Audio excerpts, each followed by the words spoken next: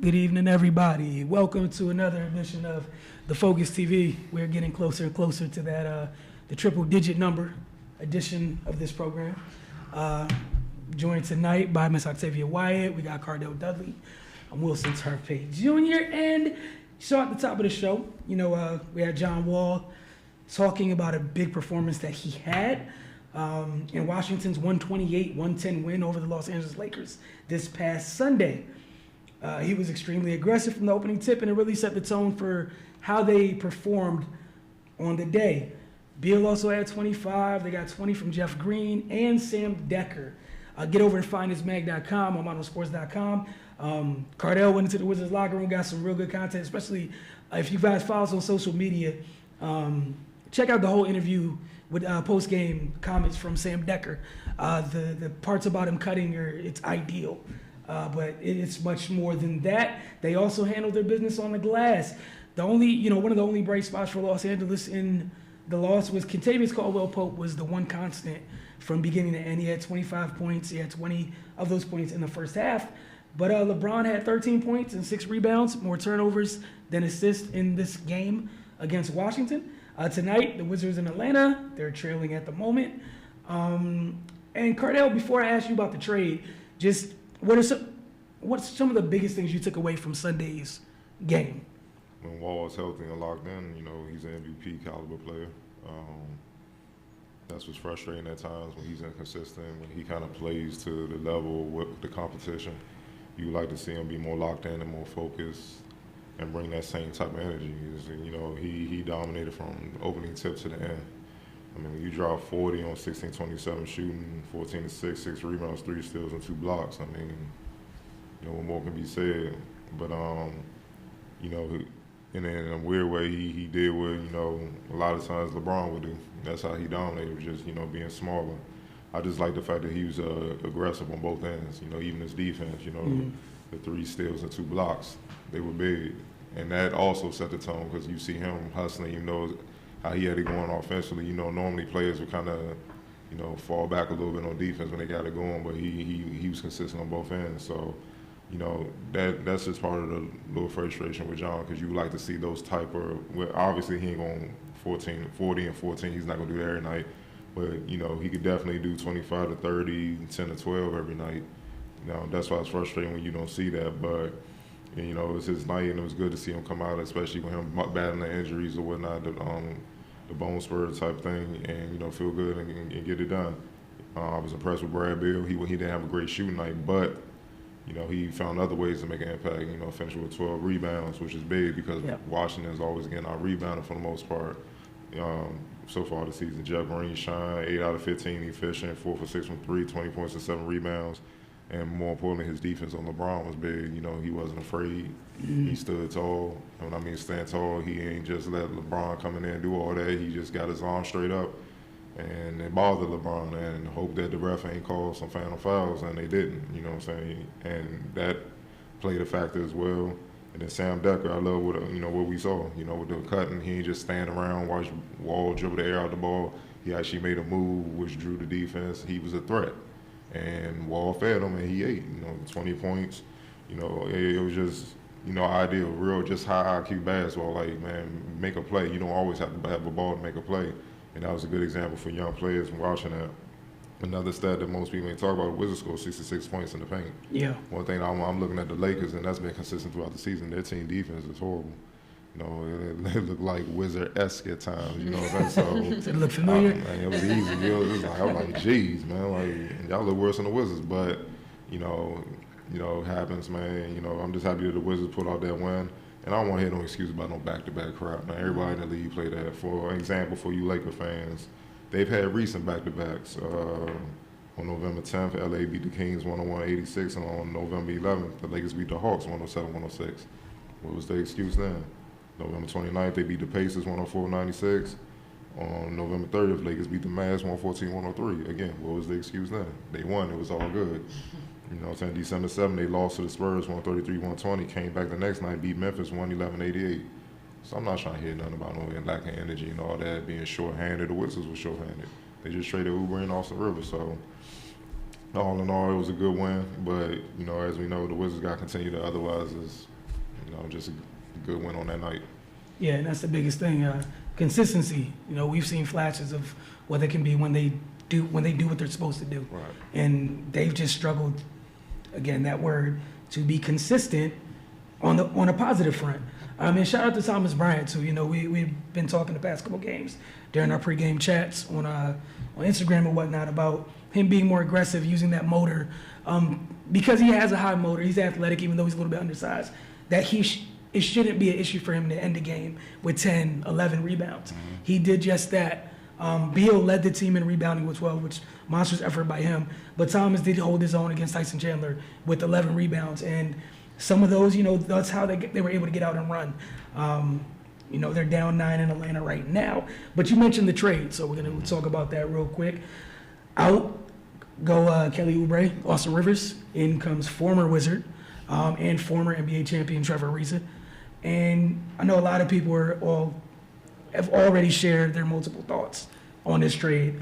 So want to hear y'all's. Cool. I will say I was surprised, just because how well I feel like Kelly Oubre has done, with the changing in the lineups and everything like that. But it's very rare you get to see a former Wizard come back after they have left the Wizards and prospered, as we've seen with a lot of Wizards that's left in the past. And I think it's still a good fit. I think he's a good, he's a vet, he knows how to win. He's kind of been there before. He's that defensive person that they need. Once he left the Rockets, you saw how, what happened when the Rockets fell off. So I do think in the end it's going to be a good fit for them. I'm just interested to see how it continues to play out for the rest of the season. Cardell? For me, it was more on the leadership end. I'm gonna miss Kelly because I think his potential was, a 28 type good guy, bringing, close to being all caliber, all NBA defensive caliber team. He has the tools to be a two-way threat, elite two-way threat. But all signs kind of point to I don't think he was gonna stay because he just, he won the shot at starting. Obviously, with Porter's contract. It's going to be tough to put him in front of him, and obviously you're not starting over that backcourt. So, and they drafted Troy Brown, so the writing was on the wall that he was going to get replaced one way or another. They just can't. They just can't afford him. Yeah. To come next year. So, they got something for him, and they returned a Wizard that they honestly shouldn't have let go in the first place. That's where it all went bad. They was on the way, kind of in that mix where they was contending top 4 in the East, and then. Obviously, Wahlberg's where they lost in the playoffs to the Hawks, and the next thing you know, they ain't signed key guys, and it's been up and down ever since. So, but I like the more important thing I like what Ariza brings is gonna be leadership. Little stupid stuff in the locker room. I can see him checking that, like, yo, chill. Like what Bill said post game after the Lakers win on Sunday, he was like, it's sad for Oubre to go. But if it's gonna be anybody that come in, it's Ariza because he was my vet when I came in. He's the one that showed me the ropes. And that's what I'm saying. He gonna automatically demand respect because out of everybody in that locker room, I think he's the only one with the ring. Yeah. Mm-hmm. So when he speaks, you just need to be quiet and just listen. And he's gonna lead by effort. He's gonna play defense. He's gonna lead with hustle plays. He's gonna do all the dirty work. But he can still score. But the thing is, at this stage in your career, you don't really need him to score. They're scoring just fine. It's the other end and the leadership that's shaky. So once he get acclimated with everybody get used to playing one another. I expect his impact to be big. Yeah, and just to piggyback on what you both said, leadership's important. Obviously you would want your marquee guys, your big contract guys to be your leaders per se, but that's easier said than done. We talk all the time about, this current NBA where young guys come in, and more often than not, their vets, as you say, get pushed out if the team does in fact have any vets. There's a lot of teams, a lot of situations where, top picks come in, there are no vets. And this is why this is needed, as you said, from the leadership. Other thing is, as someone with the championship experience, the pedigree, where he can hold everybody in there accountable, and there's nothing to say back to that. It's nothing, like not even a little bit. So I'm happy for that. And other thing is, as you said, in this stage, he's going to embrace his role. We all know, you're going to make a living off corner threes and whatnot, and just playing basketball the right way. But it's the defensive side. If he can set the tone nightly, and again, hold the other two. We know how special Washington can be when that backcourt is locked in on that end of the ball. And you got somebody you feel comfortable with. Because to make it out the East, you're going to deal with Kawhi briefly one way or another. So they have somebody they can comfortable, like, all right, we can leave him. Because they saw what he did for KD for a couple games. So you can do that with KD. You can do that against Greek Freak and Kawhi. And the other Wizards, if they handle their business, you know, you can possibly win. You know what I'm saying? And that's what they're looking at.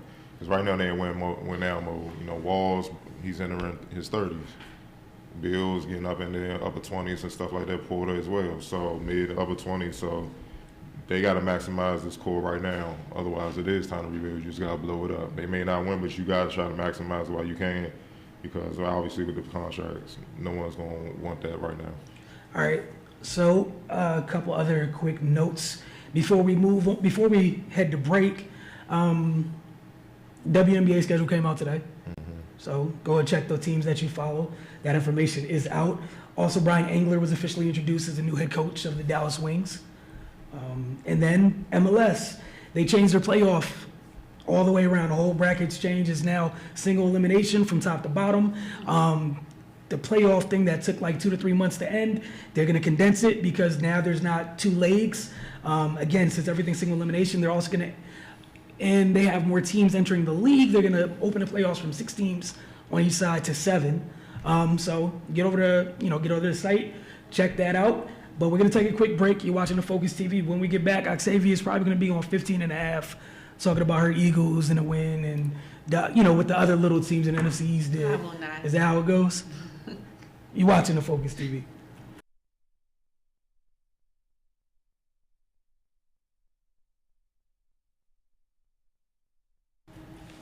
Welcome back to the Focus TV. Octavia, the floor is yours. So we're going to start talking about your Eagles and other little teams. So we're going to start from the bottom of the bracket to the top of the bracket this week. So we're going to start this week, of course, NFC East. We had the Giants who took on the Titans. The Giants are now 5-9. They're 1-4 in the division. The Giants lost to the Titans 17-0. Eli Manning was 21 of 44, 229 yards and 1 interception. Saquon Barkley, 14 carries, 31 yards, 4 receptions for 25 yards. And Evan Ingram with 8 receptions and 75 yards. For those who don't know, this was the second straight game Odell Beckham did sit out with a hematoma in his left quad. So he did not play as well, which you see the bulk of the receptions went to Evan Ingram, who really just came off of injury as well. Top to bottom, it was just a blowout. This is the first time since December 13th of 2013 that the Giants were shut out of a game, and that was against the Seattle Seahawks 23-0 at that time. This was also the first time that they did not attempt a field goal in a game since October 8th of 2017, which also breaks their kicker, Rojas's 14 consecutive streaks of making field goals. So it was just, all around just not a great day for the Giants, not a way for them to, getting ready to close out the season. You see Barkley, it was one of his lackluster games of the season. It was only the second time he was held under 100 scrimmage yards this year. It's like the first time was against the Falcons. And at this point, they should really just be focusing on next year. Will Eli still be there? Do they think he'll be able to be the quarterback, again next year? Or are they really going to go after, their future quarterback in the draft this year? And with the injury to Beckham right now, like I said, he missed the last 2 games with the hematoma in his left quad. I believe he should just be shut down for the rest of the season. There's no need to put him out there. You've already signed him, re-signed him to a 5-year contract. Why put him out there for any more injuries at this point when you guys are playing for nothing at this point? So hopefully they'll just shut him down for the rest of the year, and they'll start to rebuild into next year, coming with Saquon Barkley coming off of a full year, so he'll be, ready to go all over again. And also what I'm going to do is they did just also release the Pro Bowl selections. So just for the Pro Bowlers for the Giants, that would be... So for the Pro Bowl for the Giants, you have Saquon Barkley, you have strong safety Landon Collins, as well as the kicker Aldrick Rosas. So those are the 3 players that made the Pro Bowl from the Giants. And on to the next game. So in the number 3 spot currently is the Redskins, who are now 7-7 and 2-3 in the division. They did play against the Jaguars this week. They beat the Jaguars 16-13. Their next game is also going to be against the Titans in just I also forgot to say, the Giants' next game is going to be against the Colts next week as well. But with the Redskins, like I said, they beat the Jags 16-13. Josh Johnson, 16 of 25, 151 yards, 1 touchdown. Adrian Peterson, 19 carries for 51 yards and 2 receptions for 20 yards. And Jamison Crowder for 4 receptions for 46 yards.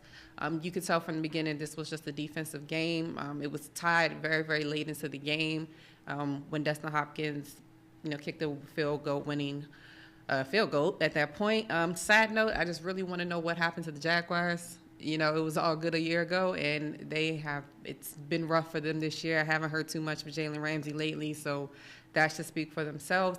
The Redskins defense did get back into the swing of things this week, although, side note, you have to put up that they were playing against, we talk about the Jags in the past. Their defense is really the strong point of their team. Their offense is always kind of up and down, especially this week. Their starting quarterback didn't even play, so they were going against Cody Kessler. But a win is a win, especially in the NFC East at this moment.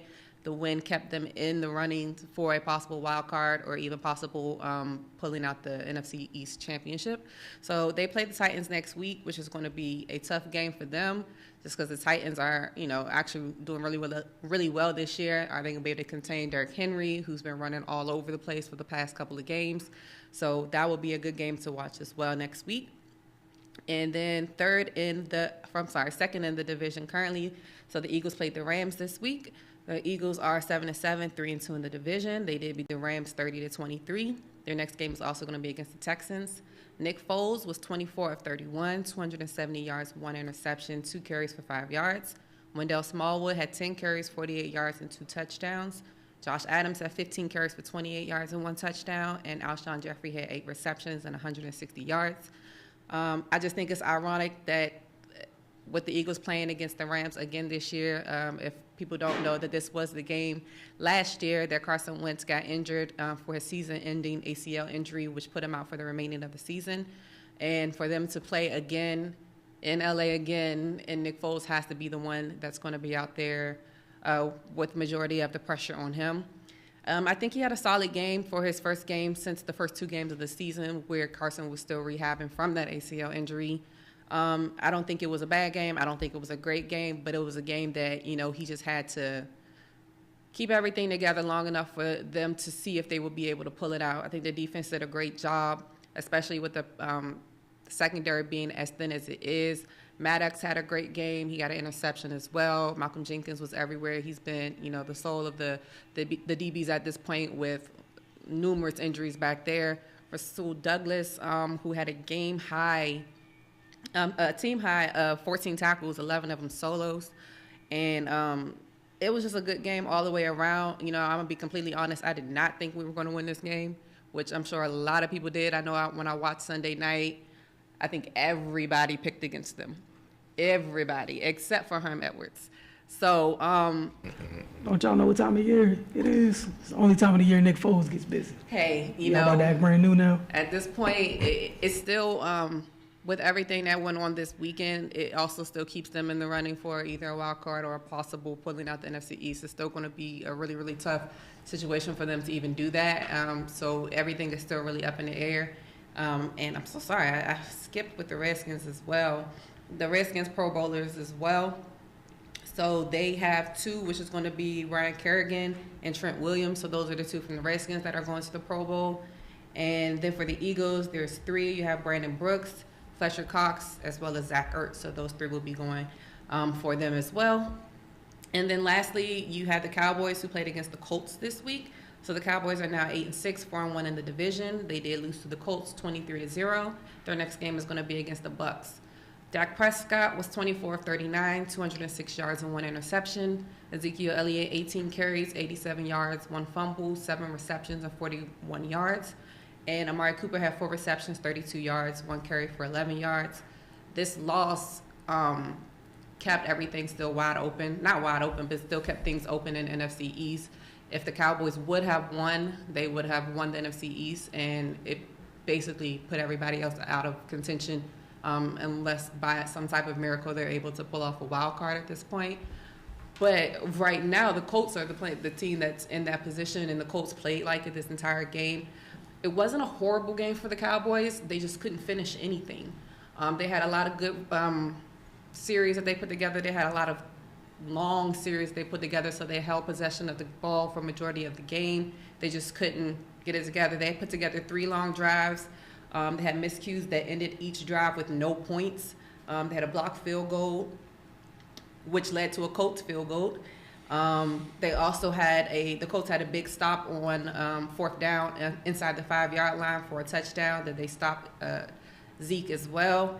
And then there was another, long drive that they had that ended in a punt that actually led to the Colts as well, scoring at the end of the first half. And then the Colts had the ball coming out in the second half, and they started the second half with a touchdown. So once that touchdown happened in the second half, you could see, everybody was pretty dejected. It was pretty much nothing else happening for them. They did have a spark close to the end of the game, but they were at 4-1. They didn't have any timeouts, and Dak threw an interception, and that was all she wrote at that point. So at this point right now, like I said, they're 8-6, 4-1 in the division. If they win next week, they still will win the NFC East, and they have a better shot this week, playing against the Bucs next week. And so it's still kind of anybody's game, but the Cowboys are in the driver's seat for what they need to do as long as they're able to win. And I mean, to be completely honest, I think they will. I think they'll go ahead and close it out next week. I think this week was like a wake up for them. This was the first time they've been shut out in over 15 years. They haven't been shut out in a game in over 15 years. It was the first time, and they ended their 5-game winning streak.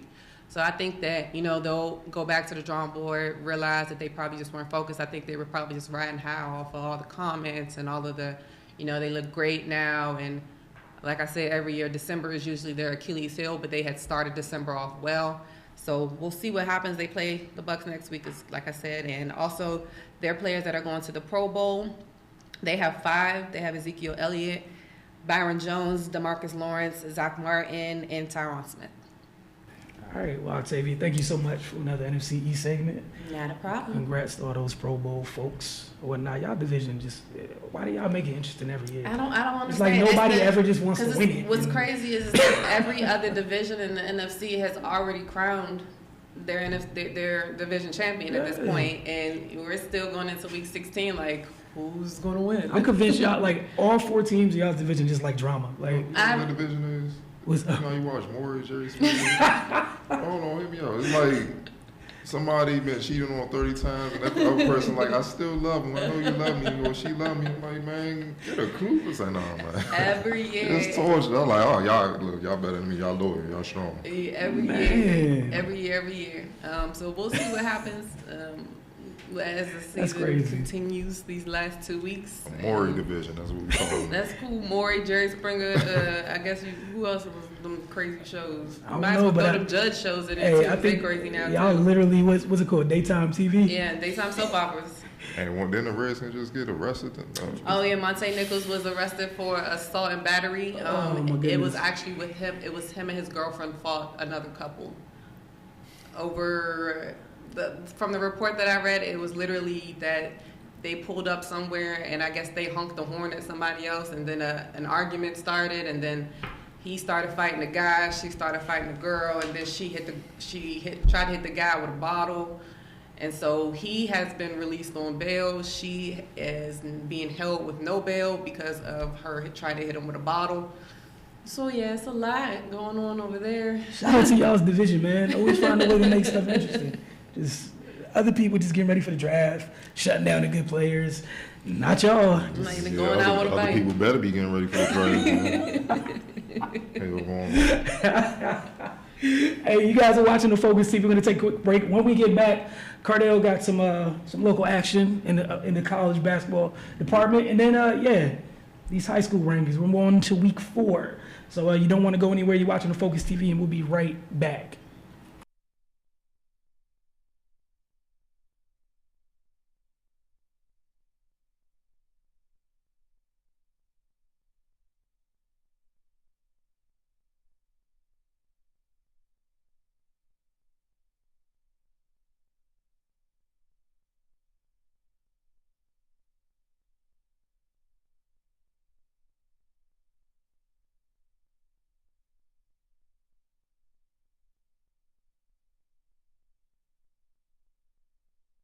Welcome back to the Focus, man.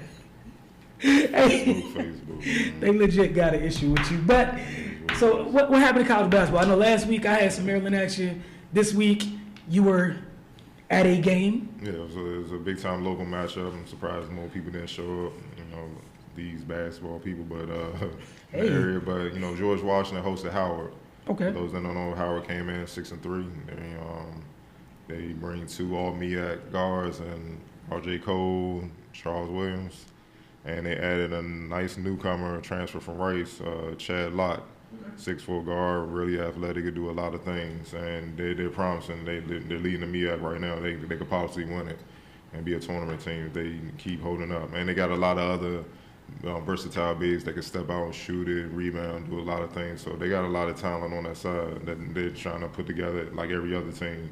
But on this night, it was GW's night, led by transfer DJ Williams, who scored 18 points and 8 rebounds. Sophomore guard Terry Nolan Jr., who I've been speaking about for the past couple of years, I think can be one of the best two-way players in the A-10. Added 17 points, including a game-sealing triple to lead GW to a 70-64 win over Howard. Defense was the main clog that helped GW win. They held the trio I just mentioned for Howard to a combined 11 of 42 shooting from the field. Wow. And it was numerous NBA scouts in attendance. They were really there to see R.J. Cole, who I've also said is one of the best point guards in America, especially after last year averaging almost like 25 and 12 or whatnot. All the big-time schools came trying to get him to transfer. He stayed loyal to the school, that believed in him coming out of high school. Out of Jersey, played for Bob Hurley. He one of the greatest coaches of all time at the high school level. No, period. I ain't going to just limit him to just period. So he came in well-equipped, ready to play. DJ Williams, he got off to a slow start the season. Obviously, he sat out last season, trying to get acclimated with the system at GW and his teammates, but he's starting to come back to form. He dominated. He kind of set the tone, scoring inside and out. Howard really had no answer because if they threw a big on him, he quicker, got guard skills, took him off the bounce. If they threw a guard on him to try to take that away, he put him in a post and turned around, shot the jumper. So he pretty much had his way. And once he got in a rhythm, it was pretty much easy. He drew so much attention that other guys were able to get their little points in as well. But his defense against Howard's front line was key as well. Nobody on Howard's front line really got off. So that was also big. Terry Nolan, I'm just seeing him. He's starting to realize how good he can be. Sometimes it takes a minute for it to click. Well, it's clicking with him. He had 17 points, 9 rebounds, 4 assists, and 2 steals. And to me, he's just making strides, becoming that all A-10 performer, and I feel he can be. He's fearless, and he knows how to play. With his improved shooting this year, he's a totally different player. Last year, from three-point range as a freshman, he shot 31%. This year, he's shooting 39%. That's a big jump in 1 year. He put in work. It's opened up his entire game to be not just a scorer, but a playmaker when needed. And his defense on Cole and Williams, he took turns based on who Coach Mo Joseph had in the game. He took his turns guarding them, and he, as I said, he held them to very inefficient nights. You talk about 2 20-plus game scores last year coming into this season, and this season as well, and they didn't get close. R.J. Cole, he had about 20, but it was really off of free throws and late scores went out, but his shooting was horrendous, and that was due to the defense of Nolan Jr. He keeps working. He has a shot to be on the NBA radar because of what he brings defensively and everything. So, and that's usually that's what's been the case with GW the past few years. Guys slowly through their 3-4 years, all of a sudden become prospects. Like you see with Watanabe in Memphis last night, finally getting his first NBA minutes. Pato, Garino, he had his moment in the league and all that. And obviously Tyler Kavanaugh in the G League system with the Jazz. So, that's what they do. It was a well-due win. GW's very young. Got a lot of freshmen and sophomore that they're trying to develop. But they have the staff that's, I feel, one of the best, definitely in the area, if not, in the country at developing young players if they put the work in. So we'll see how it goes. But it was a good win for GW. Shout out to GW. And you gotta love that because we obviously not on air all the time, but we talk a lot sometimes.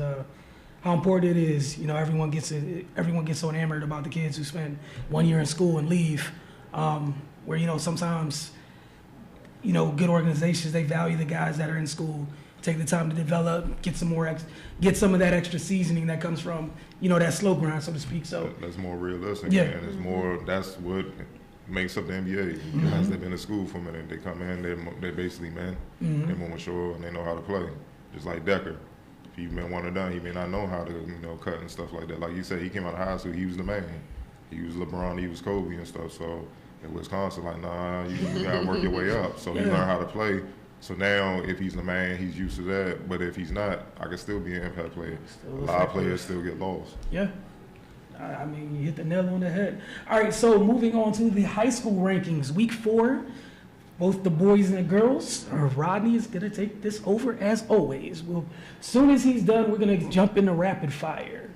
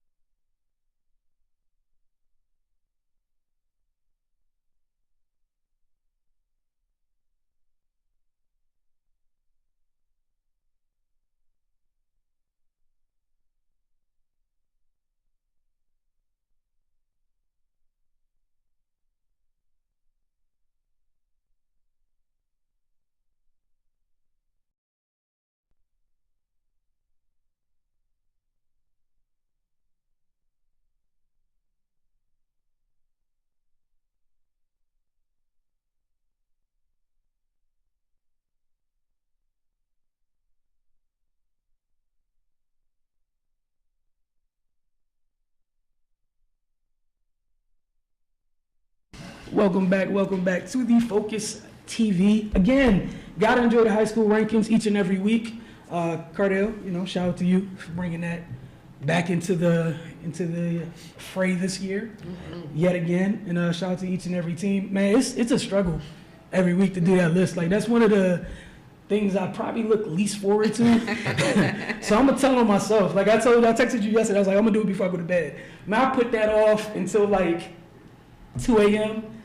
for the next like 52 minutes, I'm just sitting there like, no. It was a struggle, man. But all right, rapid fire. What you got for us this week? I mean, a couple things. Okay. Got to message you real quick. With me? Yeah, Wow. UConn sophomore Lexi Gordon's leaving the program. Yeah. 6th wing from Texas, scored Yeah. just 12 points, grabbed 13 rebounds while Yep. getting limited action in 30 games Yeah. for the top-ranked Huskies. Yep. She's only played 10 minutes this season, Yep. notching a single free throw while missing all 5 of her shots from the field. She wants to transfer. Gino says she wants to transfer. She wants to transfer to a school where she got more opportunities to play. What's your thoughts on that? Not the first or the last. No, I'm not trying to be mean. Just I wish her the best in her future endeavors. That she finds a program that she has the opportunity to showcase her skills. And yeah, I mean that's pretty much it. Cold as ice. Whoa. See, that's why. Hold on. No. See, that's why certain players should not entertain certain programs. I'm Is leaving it at that.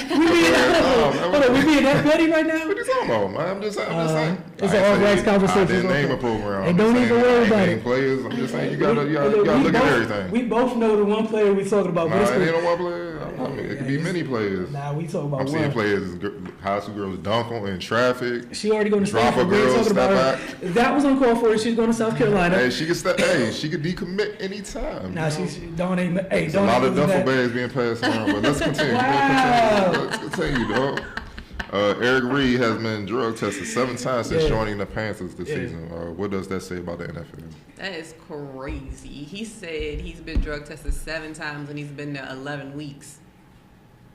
Like, and he was like, so I don't know if my math is right, but that don't sound random to me. I don't know. At the end of the day, you got to remember, everything that he went through. It's hard to play for the people that you try to sue, or get involved in the whole suit or whatever, however you want to spin it. Although I still think what he did was the right thing. But sometimes you got to roll with the punches. I kill him with kindness. At the end of the day, I feel like, you going to keep drug testing me, I'm going to keep passing these drinks. Like, what else you want me to do? And so that way, don't give them nothing else to talk about. Don't give them no reason to mess with you. Don't give them no reason to say nothing to you. They give you a drug test, go pee in the cup and keep it pushing. Like, I get it's got to be frustrating, though. Completely understand that. But at this point, what can you do?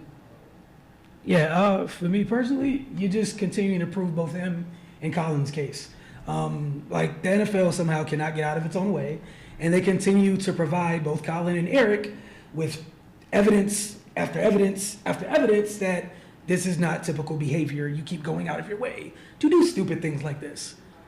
If you were smart, you're in the middle of a collusion case, leave one of the defendants alone.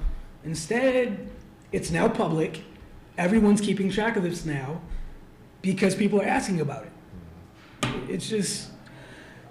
Like I said, they're just exposing themselves for they're just proving both of their points. Just further shows how racist of a league it is. I mean, straight up. I don't know why people being around the bush. They try to target them because they try to catch them and then, catch them and then use him as an example. Mm-hmm. Like, that's why we don't want Colin Kaepernick, these players doing that. Business as usual. Yeah. That's how I look at it. It's a racist ass league, and that's what they continue to be. It is what it is.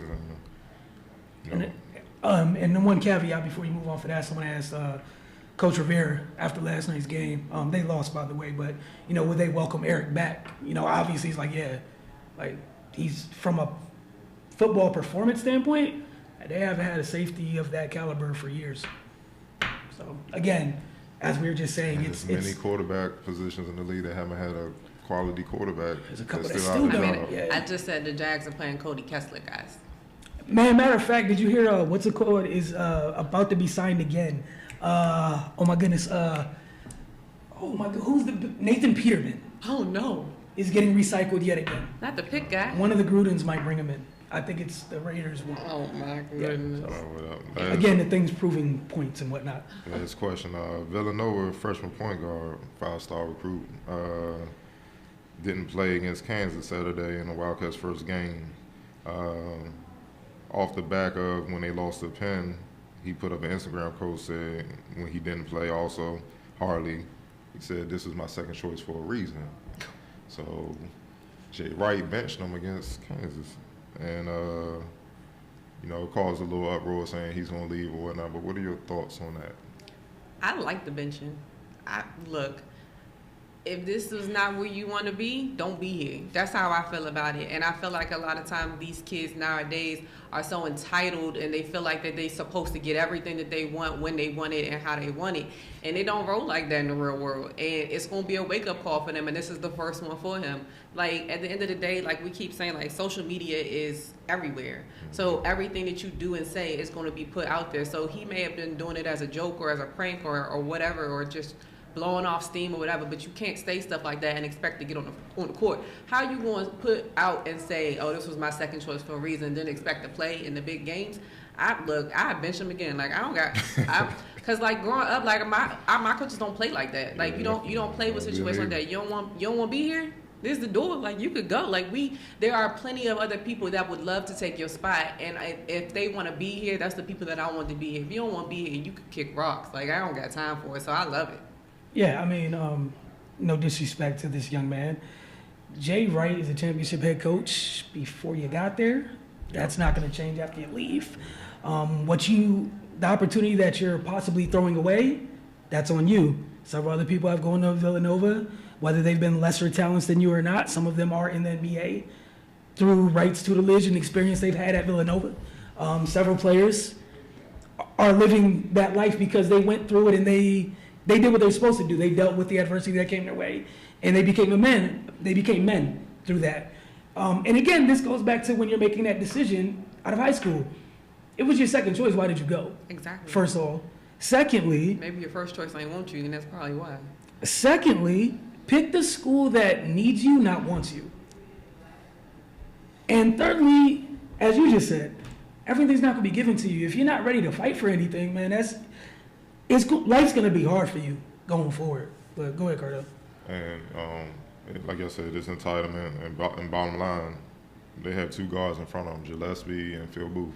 Phil Booth is a senior. Gillespie been there a year, where he's supposed to just open the door for you. And I see a lot of ranked freshmen coming in this year, and they getting humbled real bad. Everybody not Zion, RJ Bird, they getting those lights, but everybody not like that. And at the same time, sometimes you need to go to a school that don't need you.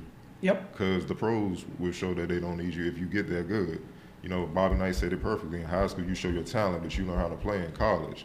Talent is not enough. So you gotta learn how to work. If you was good enough, Jay Wright will put you on the floor. Like, why wouldn't he play you if you could play?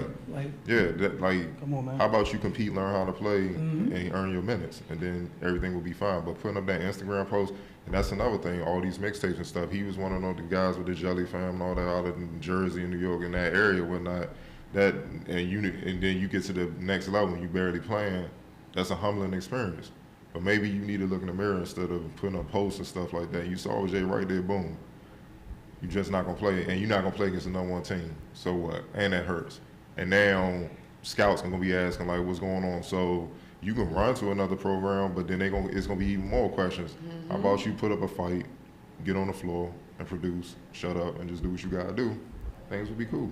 Like you said, and this is the big part here. If you do leave, you have an opportunity to fight through it, earn a spot, and this becomes a blip as you go forward. You know, if you do this the right way and you fight through this, you earn a spot, say in a year or whatnot, you're going to have a good career, then you look back to your freshman year and people can write that off as you just being young. Now, if you do the opposite, run somewhere else, and it still doesn't work out, then what?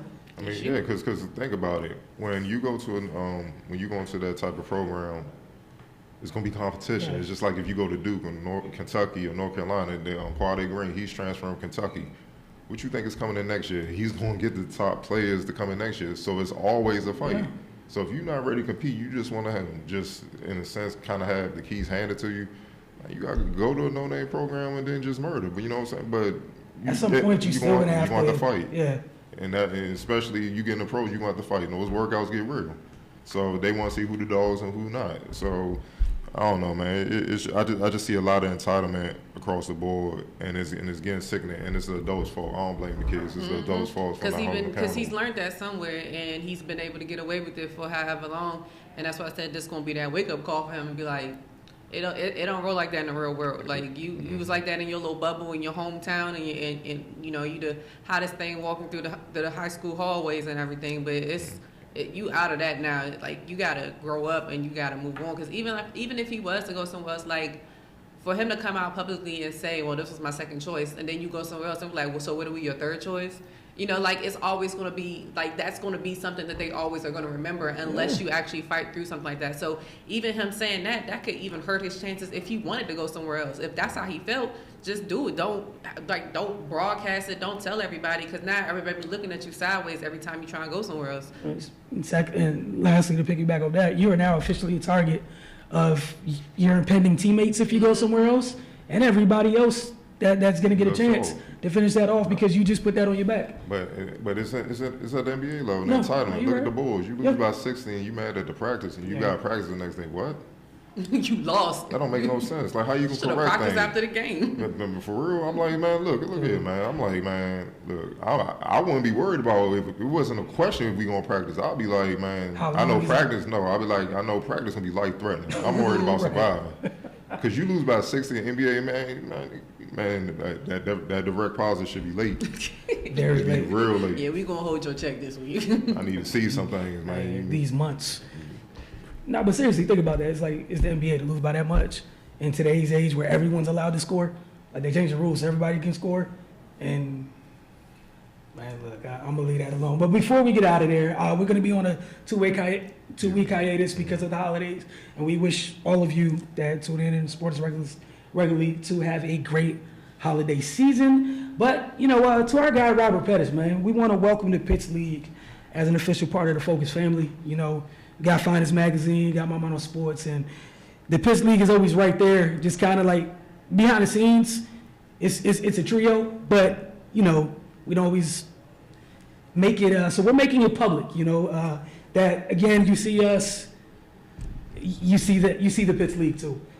So that's literally what this is going forward. So we just want to, you know, shout out Rob and the Pitts League, appreciate him for the support over the past years, and like it just feels like it's right. And shout out to Cardell. This is something you came up with. Like I said, I don't like taking credit for nothing I don't come up with, and I seldom like taking credit for stuff I do come up with. It's not fun. All right, so we're gonna see you guys in 2019. 2019.